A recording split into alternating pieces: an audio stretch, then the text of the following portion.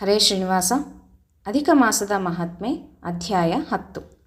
ದೂರ್ವಾಸ ಮುನಿಗಳು ಆ ಕನ್ಯೆಯ ದುಃಖವನ್ನು ದೂರ ಮಾಡುವ ಸದುದ್ದೇಶದಿಂದ ಹೇಳಿದರು, ಹೇ ಸುಶೀಲೆ, ಈ ತಿಂಗಳಿನಿಂದ 3ನೆಯ ತಿಂಗಳಲ್ಲಿ ಬರುವ ಪುರುಷೋತ್ತಮ ಮಾಸವು ಬಹಳ ಶ್ರೇಷ್ಠವಾದದ್ದು. ಆ ಮಾಸದಲ್ಲಿ ಮನುಷ್ಯನು ತೀರ್ಥ ಸ್ನಾನ ಮಾಡಿದರೆ ಪಾಪಗಳಿಂದ ಮುಕ್ತರಾಗುತ್ತಾರೆ. ಕಾರ್ತಿಕಾದಿ ಯಾವ ಮಾಸವೂ ಇದಕ್ಕೆ ಸರಿಸಮವಲ್ಲ.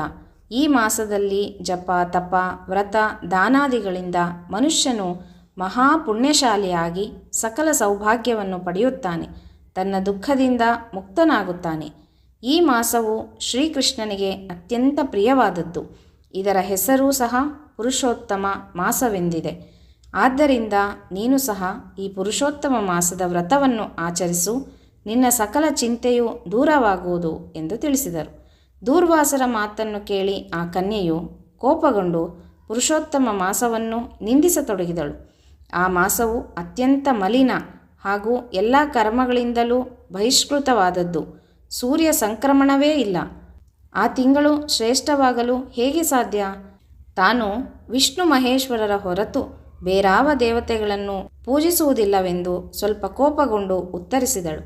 ಆ ಕನ್ಯೆಯ ಮಾತುಗಳನ್ನು ಕೇಳಿದ ದೂರ್ವಾಸರಿಗೆ ಆಕೆಗೆ ಶಾಪ ಕೊಡುವಷ್ಟು ಸಿಟ್ಟು ಬಂದಿತು.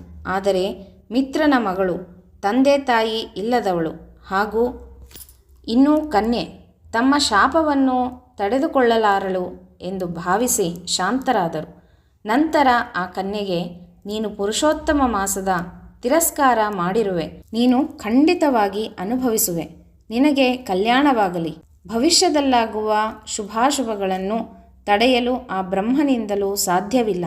ನಾನು ತಪಸ್ಸು ಮಾಡಲು ಬದರಿಕಾಶ್ರಮಕ್ಕೆ ಹೋಗುತ್ತಿದ್ದೇನೆ ಎಂದು ಹೊರಟು ಹೋದರು. ಆ ಕನ್ಯೆಯು ಬಹಳ ವಿಚಾರ ಮಾಡಿ ಭಗವನ್ ಸದಾಶಿವನ ಆರಾಧನೆ ಮಾಡುತ್ತಾ ಕಠಿಣವಾದಂಥ ತಪಸ್ಸನ್ನು ಮಾಡಲು ನಿರತಳಾದಳು. ಎಂಬಲ್ಲಿಗೆ ಪುರುಷೋತ್ತಮ ಮಾಸದ ಮಹಾತ್ಮೆ 10ನೇ ಅಧ್ಯಾಯವು ಸಂಪೂರ್ಣವಾಗಿದೆ. ಶ್ರೀಕೃಷ್ಣಾರ್ಪಣಮಸ್ತು.